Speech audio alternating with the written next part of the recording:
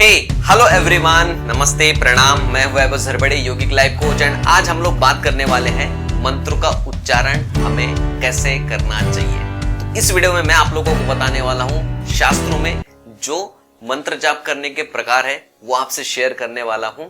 और ये जो वीडियो है आप लोगों के लिए बहुत ही ज्यादा यूजफुल होने वाली है। और जब आपको ये चीजें पता चल जाती है और जब आप इसे करना शुरू कर देते हैं तो इसका बहुत ही अच्छा इम्पैक्ट हमारे शरीर पर, मन पर, विचारों पर, भावनाओं पर, बुद्धि पर, सभी जगह होता है और सबके अलग अलग इम्पैक्ट होते हैं।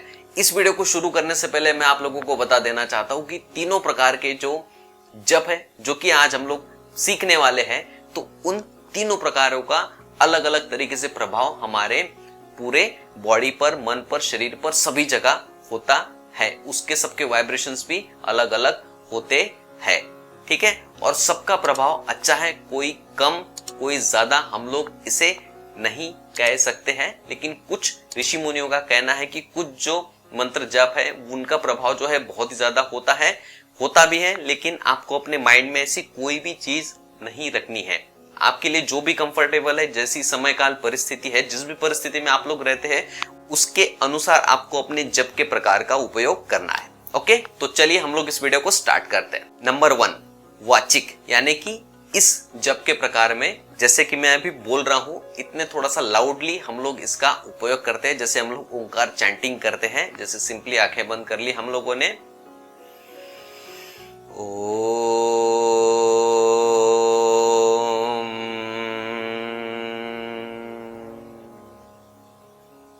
इस तरीके से, ठीक है। तो जब हम लोग इस तरीके से जब हम लोग बोल के मंत्रों का उच्चारण करते हैं तो उसे हम लोग वाचिक मंत्र का उच्चारण कहते हैं, ठीक है। तो अगर आप लोग बहुत सारे जगहों पे हो या तो फिर आप कुछ ऐसा प्रोग्राम कर रहे हो लाउडली, तो मोस्टली हम लोग वो वाचिक करते हैं ताकि समूह में हम लोग उसकी साधना करते हैं मंत्रों की। नंबर 2, उपांशु। उपांशु में हम लोग क्या करते हैं कि हमारे जो होठ है वो हिलते हैं एंड हमारी जो टंग है यानी कि जो जीभ है वो भी हिलती है। तो इस तरीके से, और उसकी जो आवाज है केवल आपको ही सुनाई आती है जिस किसी मंत्रों का आप उच्चारण कर रहे हैं। तो अगर आप लोगों को देखना है तो इस तरीके से आप देख सकते हैं।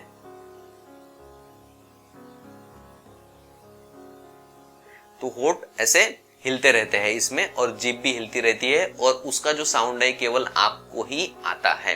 तो इसे हम लोग उपांशु जप कहते हैं, ठीक है।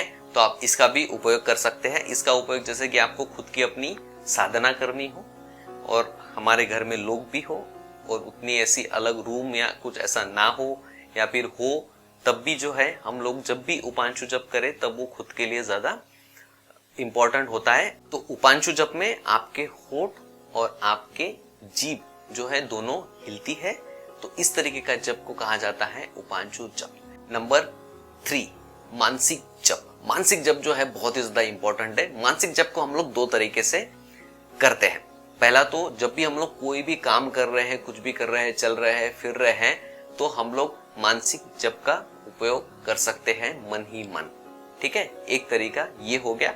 कुछ लोग बोलते हैं सही है, कुछ लोग बोलते हैं कि ये सही नहीं है, लेकिन ये सही है क्योंकि हम लोग ईश्वर को याद करते हैं। जैसे हम लोग अपने माता पिता को याद करते हैं, ठीक उसी तरीके से हम लोग अपने ईश्वर को भी याद करते हैं। तो उन्हें याद करने के लिए जब मंत्रों का हम लोग सहारा लेता है तो मुझे नहीं लगता कि उसमें किसी भी चीज में कोई भी प्रॉब्लम होनी चाहिए। तो मानसिक जप जो है इस तरीके से भी कई लोग करते हैं। तो अगर आप लोगों को कंफर्टेबल लगे तो आप मानसिक जप का उपयोग इस तरीके से भी कर सकते हैं। इसके भी अन्य लाभ जो है आप लोगों को मिलेंगे, क्योंकि जब हम लोग मानसिक जप कंटिन्यूसली करते रहते हैं तब कोई दूसरे विचार भी हमारे माइंड में नहीं आते हैं। एंड दूसरा जो मानसिक जप का प्रकार है वो ये है कि आप बैठ के, जैसे हम लोग उपांशु जप खुद के लिए करते हैं, तो ठीक मानसिक जप भी हम लोग करते हैं तो केवल मुंह बंद रखते हुए, आंखें बंद रखते हैं, ना इसमें आपको बोलना होता है, ना वाचिक जप करना होता है, ना उपांशु जप करना होता है, यानी कि आपकी जीभ और होठ दोनों भी नहीं हिलते हैं, केवल आप इसे मन से करते हैं। एंड ये जो है आपके मन को बहुत ही ज्यादा